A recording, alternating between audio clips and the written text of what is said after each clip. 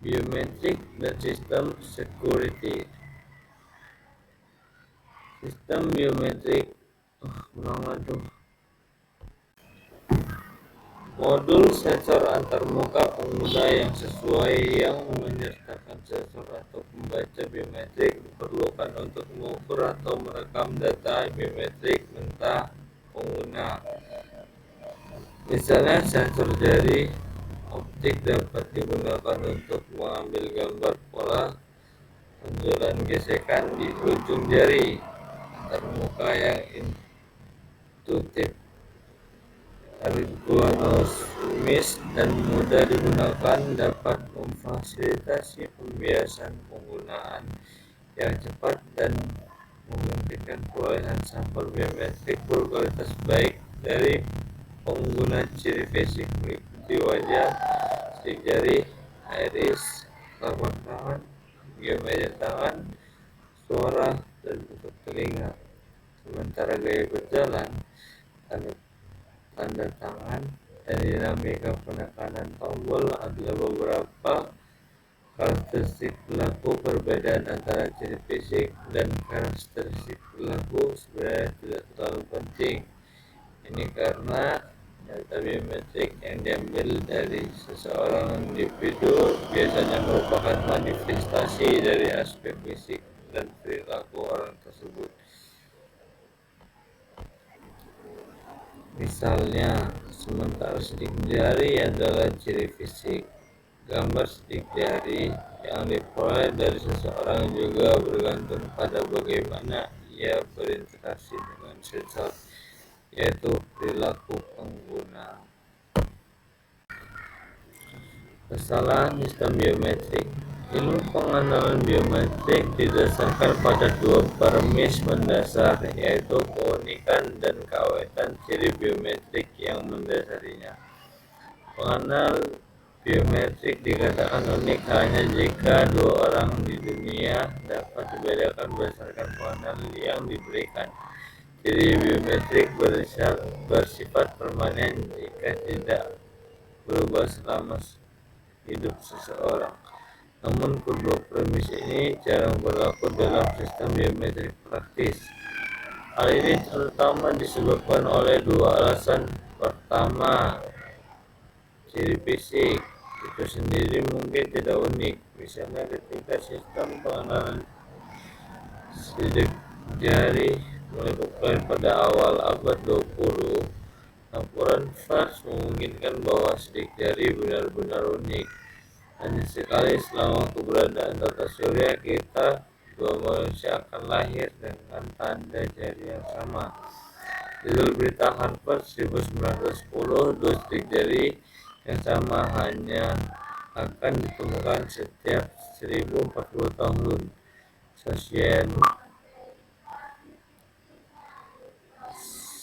Scientific American 1911. Klaim semacam itu diterima dari waktu ke waktu, bukan dari bukti ilmiah yang kuat yang mendukungnya, tetapi lebih karena kurangnya kontradiksi dan pengulangan yang tidak henti. Dalam 2 dekade terakhir, klaim tentang keunikan sidik jari telah ditentang oleh komunitas ilmiah dan hukum. Demikian pula keunikan atau individualitas modalitas biometrik lainnya belum ditetapkan dengan jelas. Aplikasi sistem biometrik menentukan identitas seseorang dengan tingkat kepercayaan tinggi menjadi hal yang penting dalam sebuah aplikasi di masyarakat kita yang saling terhubung. Kebutuhan akan teknik autentikasi pengguna yang andal telah meningkat seiring dengan meningkatnya kekhawatiran tentang keamanan dan kemajuan pesat dalam jaringan komunikasi dan mobilitas. Dengan demikian, pengenalan biometrik semakin banyak digunakan dalam beberapa aplikasi yang berbeda. Contoh, satu aplikasi komersial seperti login jaringan komputer, keamanan data elektronik, e-commerce, akses internet, penggunaan ATM atau kartu kredit, kontrol akses fisik, telepon seluler, PDA, manajemen rekam medis, pembelajaran jarak jauh, dan lain-lain. 2. Aplikasi pemerintah seperti Kartu Identitas Nasional, pengelolaan narapidana di fasilitas pemasyarakatan, SIM, jaminan sosial, pencairan tunjangan, kontrol perbatasan, kontrol paspor, dan lain-lain. 3. Aplikasi forensik seperti identitas mayat, investigasi kriminal, anak hilang, penentuan orang tua, dan lain-lain. Selanjutnya, masalah keamanan dan privasi. Ada 4 aspek utama yang perlu dipertimbangkan dalam keamanan informasi. 1.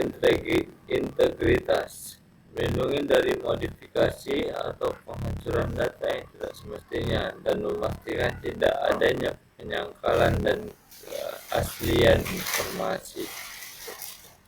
2. Kerahasiaan data, mencegah akses atau pengungkapan informasi sensitif yang tidak sah.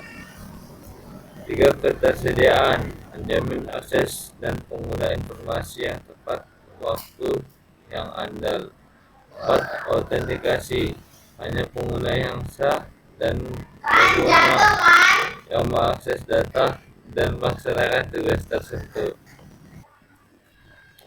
Secara umum disepakati bahwa pengenalan biometrik dapat secara efektif mengatasi masalah autentikasi karena ciri biometrik tidak dapat dengan mudah hilang, dicuri, salah tempat, atau dibagikan. Pengenalan biometrik menawarkan solusi autentikasi yang alami dan lebih andal dibanding dengan teknik lain seperti kata sandi atau token fisik. Selanjutnya, masalah keamanan dan privasi. Ada 4 aspek utama yang perlu dipertimbangkan dalam keamanan informasi. 1. Integritas, tabel solusi pengenalan yang menggunakan biometrik dapat digunakan dalam berbagai aplikasi bergantung pada mekanisme pengenalannya orang yang andal. Di tabel itu ada nampak untuk bidang forensik, berfungsi untuk identifikasi mayat. Di pemerintahan ada kartu tanda pengenal nasional. Di komersial ada ATM, telepon seluler, e-commerce, internet, perbankan, kartu pintar. Pemerintahan, SIM, penyeberangan perbatasan, forensik ada anak hilang, penentuan orang tua, investigasi kriminal. Dia ini tabel solusi pengenalan menggunakan biometrik. Jadi sangat berfungsi sekali tabelnya. A. Pengenalan sidik jari. 2 tujuan utama dari sidik jari adalah untuk mengidentifikasi pelanggar berulang yang sering menggunakan alias untuk menyembunyikan identitas asli mereka dan melakukan pemeriksaan latar belakang untuk pekerjaan perizinan aplikasi penting lain dari sidik jari penegak hukum adalah untuk mendapatkan identitas tersangka berdasarkan sidik jari parsial yang tertinggal di tempat kejadian perkara. Ketika ukuran basis data sidik jari mulai berkembang menjadi jutaan, sistem identifikasi sidik jari otomatis atau AFIS dikembangkan pada tahun 1970-an untuk meningkatkan efisiensi dan akurasi pencocokan dari sidik jari. Saat ini hampir setiap lembaga penegak hukum di seluruh dunia mengandalkan AFIS untuk pencocokan sidik jari. Pertama-tama, kami memperkenalkan berbagai jenis fitur yang dapat diekstraksi dalam sidik jari, diikuti dengan deskripsi histologi, proliferation rates, dan pembentukannya. Pengetahuan tentang kedua topik ini penting untuk memahami keunikan dan keawetan pola tonjolan gesekan, yang merupakan dua premis mendasar dalam pengenalan sidik jari.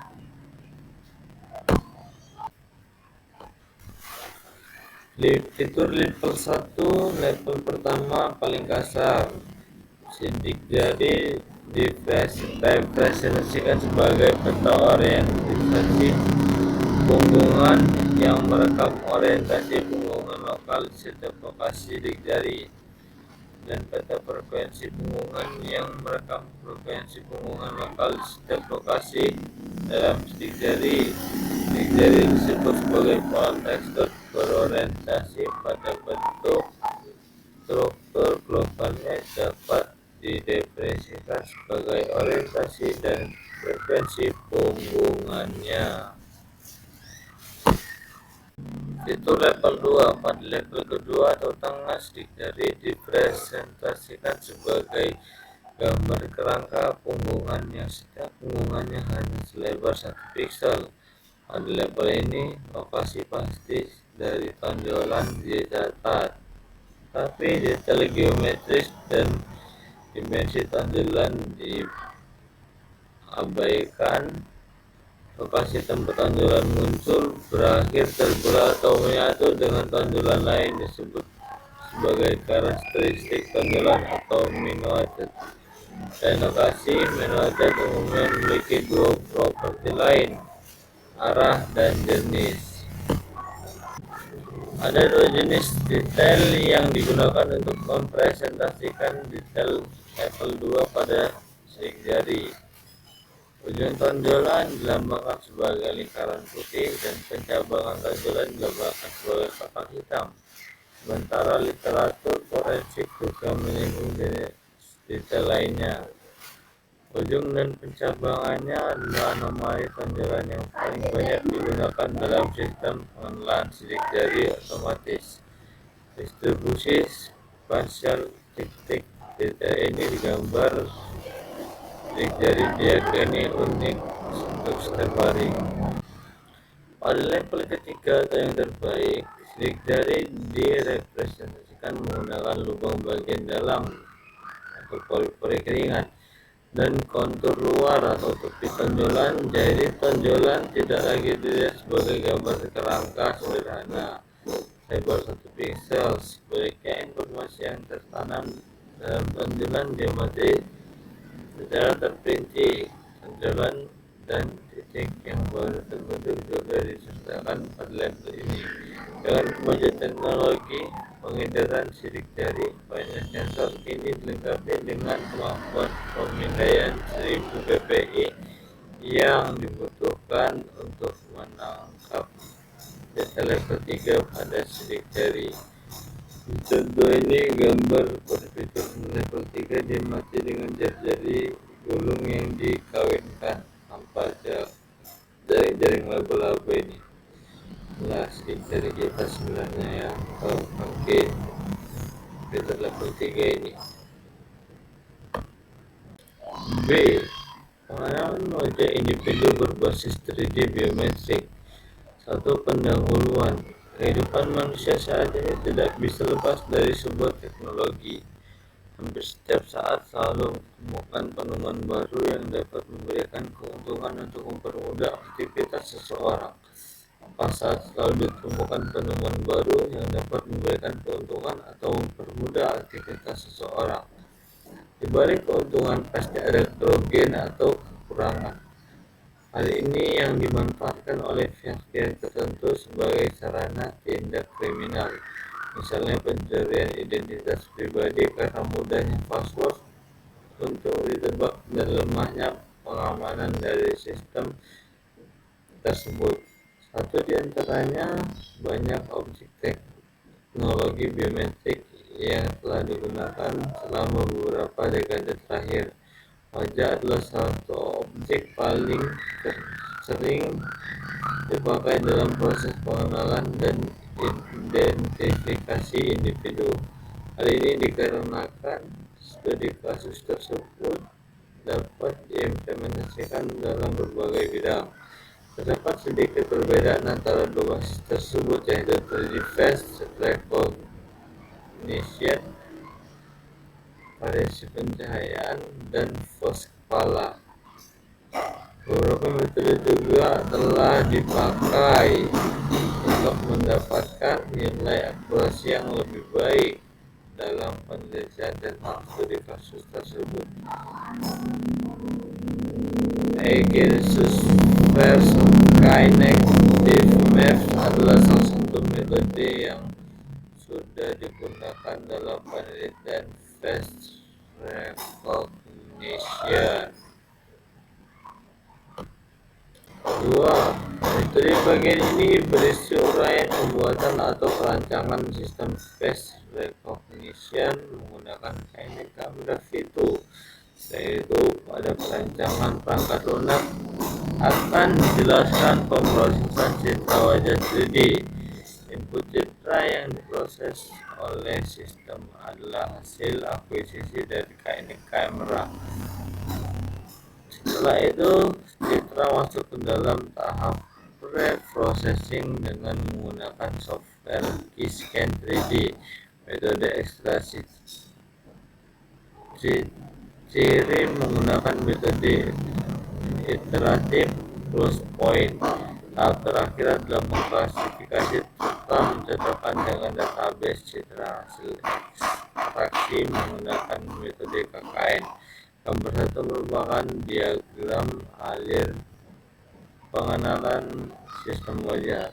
Secara umum, tujuan punya diagram blok setelah adalah untuk memudahkan pemahaman mengenai langkah demi langkah sistem dalam mengenali wajah seseorang. Adapun dilakukannya sebuah proses pelatihan pada sistem menggunakan citra latih. Proses ini bertujuan untuk mengumpulkan data sampel dari masing-masing wajah individu yang tersimpan di dalam database. Setiap citra yang digunakan pada pelatihan akan melalui tahap pre-processing. Hasil output dari sistem pelatihan digunakan sebagai referensi untuk proses uji atau pengenalan wajah. Ya, di diagram itu dalam ya secara umum itu ya. Nah, ini gambar dua diagram alir yang tadi ya, mulai kita masuk ke citra uji, lalu pemrosesan awal. Setelah diproses dia di awal, diuji, kita masuk di ekstraksi ciri histogen. Jadi di ekstraksi itu kita tahu dulu hasil pelatihannya. Setelah itu ke JST backpropagatio untuk ditindaklanjuti. Lalu kita akan lihat hasilnya seperti apa. Itu adalah diagram alir sistem citra latih dan uji.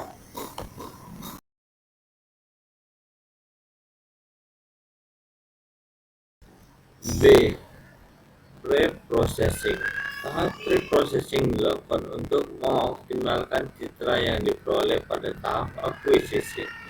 Dengan adanya tahapan ini, citra masukan diharapkan memiliki kualitas yang lebih baik sebelum melakukan ekstraksi perbaikan atau pengoptimalan informasi yang terkandung di dalamnya.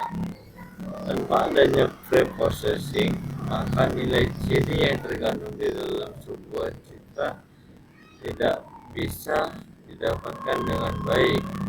Alur tahapan pre-processing adalah sebagai berikut. 1. 3D face cropping. Proses cropping dilakukan dengan menggunakan bantuan software Keyscan 3D. Tahapan ini dilakukan manual dengan membuang bagian-bagian selain wajah. 2. Build mesh. Build mesh bertujuan untuk mengkonversi point cloud menjadi mesh geometri sehingga citra 3D bisa untuk di-combine dan finalist. 3. Columbing dan smoothing. Tujuan dilakukan columbing dan smoothing adalah untuk menghaluskan permukaan yang disebabkan oleh faktor noise dan menyatukan 16 hasil tag foto menjadi satu foto mesh geometri, sehingga nantinya akan didapatkan citra 3D yang lebih smooth. Dengan menggunakan bantuan software Kisken 3D, proses smooth akan dilakukan otomatis seiring proses combining yang sedang berjalan. 4. Finalist Max merupakan tahap terakhir dari pre-processing, di mana output dari tahapan ini yang nantinya akan digunakan untuk proses ekstraksi ciri. C. Iterative Closed Point atau ICP. Pada tahapan ini, hasil output dari pre-processing diproses lebih lanjut. Pemilik citra wajah dikenali berdasarkan ekstraksi ciri penggunaan ICP. Dalam pengimplementasiannya di software MATLAB, metode ICP dijalankan dengan menggunakan bantuan source code toolbox ICP untuk data input wajah sebelah kanan, tengah, dan kiri. Tujuan dari ekstraksi dari ciri adalah untuk mendapatkan nilai ciri atau nilai parameter dari citra wajah 3D yang nantinya digunakan untuk proses klasifikasi seperti terlihat pada gambar 3. Yaitu pada gambar itu ada diagram alir ekstraksi ciri dari mulai sampai selesai. 3. Hasil. Dalam proses pengambilan citra posisi wajah tegak dan tanpa ekspresi, setiap orang diambil sebanyak 5 buah citra 3D. Gambar 4 merupakan contoh hasil akuisisi menggunakan kamera Kinect. Proses akuisisi dilakukan sebanyak 48 kali pengambilan untuk setiap citranya. Hasil capture sebanyak 48 buah akan dipartisi menjadi 3 bagian dan bagian, sehingga nantinya akan pada tahap akhir terbentuk beberapa dalam format polygon file. Berikut contoh gambarnya. Ya, ini contoh gambarnya dari kamera Kinect ya. Nampak beberapa capture-nya. Ya, yang ini nampak jelas, yang ini bayang-bayang masih ya. Jadi ya kayak gitulah kira-kira. 4. Pembahasan. Setelah dilakukan pengimplementasian sistem pengenalan wajah individu berbasis 3D biometrik menggunakan kamera Kinect versi 2, tahapan selanjutnya adalah pengujian terhadap sistem. Tujuannya adalah untuk mengetahui angka keberhasilan atau akurasi dari sistem kinerja sistem yang mengenali wajah individu dalam database. Pengaruh jumlah partisipan terhadap performansi sistem. Berdasarkan bagian ini, dilakukan pengujian sistem menggunakan citra latih 3D.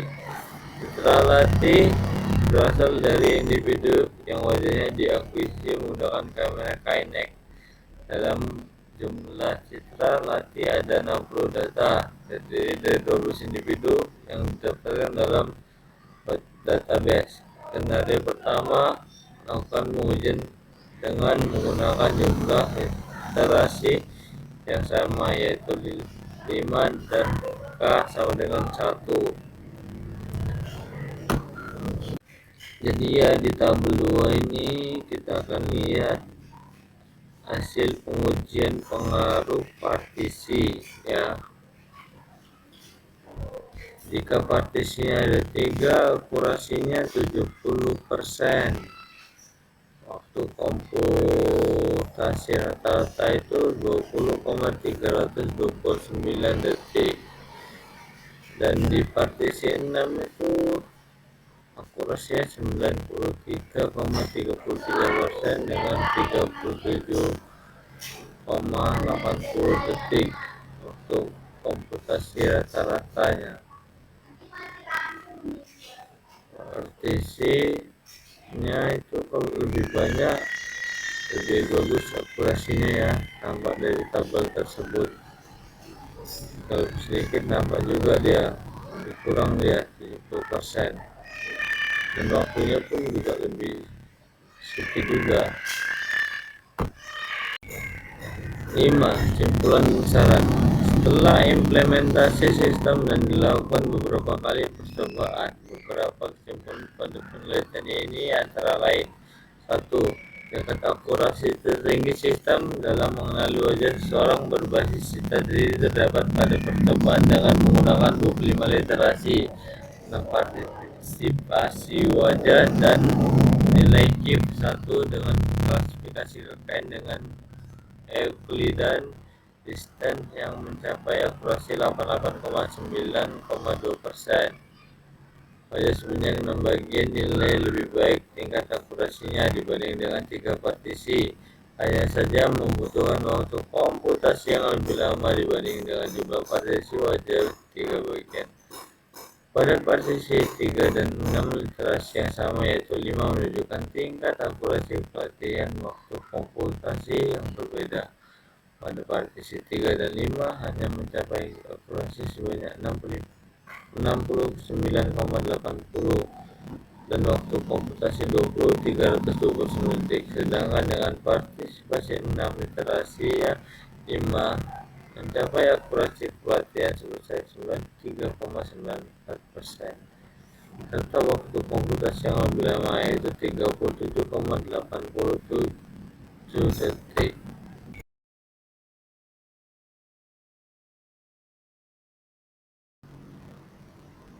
Daerah okular wajah manusia meliputi mata, alis, pangkal hidung, dan kulit wajah. Iris adalah struktur warna yang terletak di daerah anular mata dan dibatasi oleh pupil atau lubang gelap di mata dan sklera bagian putih mata. Bila dilihat secara rinci, bahkan iris kiri dan iris kanan seseorang menunjukkan perbedaan signifikan dalam teksturnya. Meskipun beberapa kesamaan global dapat diamati, perlu dicatat bahwa sistem pengenalan iris yang umum tidak menggunakan warna iris untuk pengenalan manusia atau gambar atau iris seperti yang diamati oleh kamera inframerah dekat yang ditempatkan di depan mata. Tekstur iris yang kaya disebabkan oleh bagian anteriornya yang terdiri dari otot, stroma, dan lapisan tepi anterior. Ketika lapisan tepi anterior surut, polarity menjadi terlihat sebagai garis zigzag yang memisahkan zona siria dan zona pupil. Struktur tidak beraturan seperti ke bawah yang disebut kripta sering diamati ketika lapisan anterior menipis sehingga memperlihatkan lapisan posterior yang sangat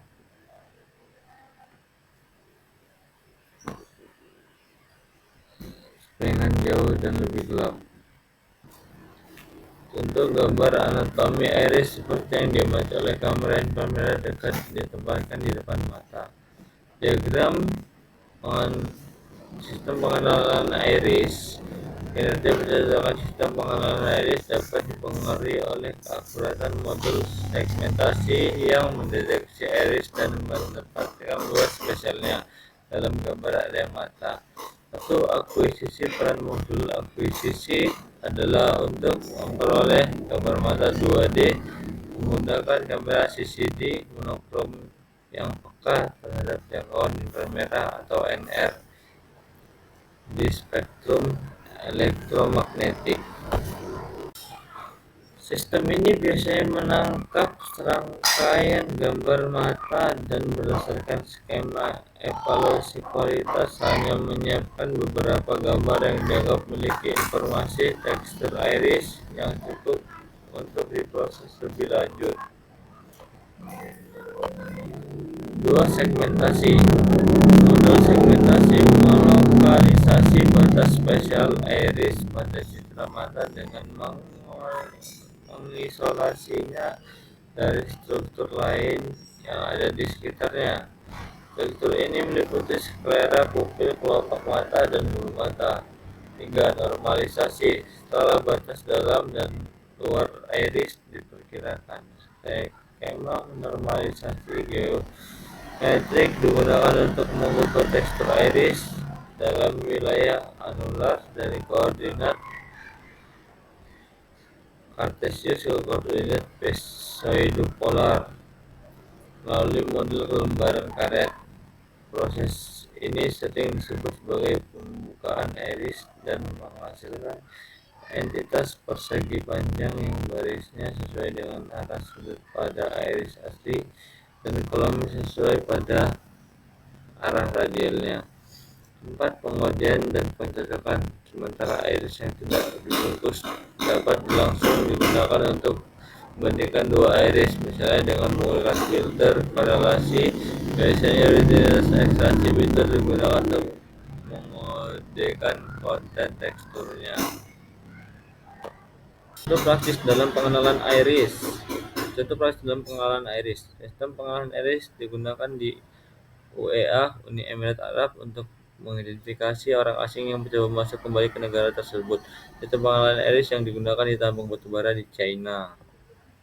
Itu contohnya di gambar itu ya. Apa itu sistem iris yang digunakan di penambangan batubara di China.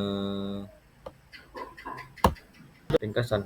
Iris adalah objek bergerak dengan luas permukaan kecil yang berada di dalam bola mata yang dapat bergerak secara independen dari iris.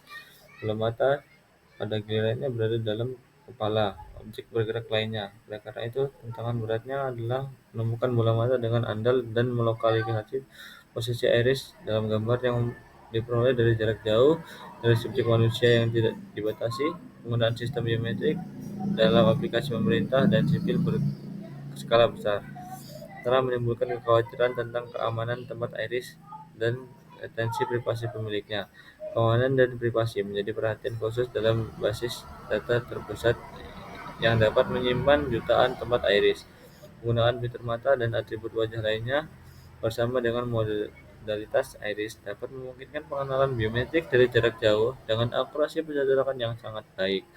Masa depan pengenalan berbasis iris tampak cerah, terutama dalam aplikasi militer yang menuntut identifikasi cepat individu dalam lingkungan yang dinamis.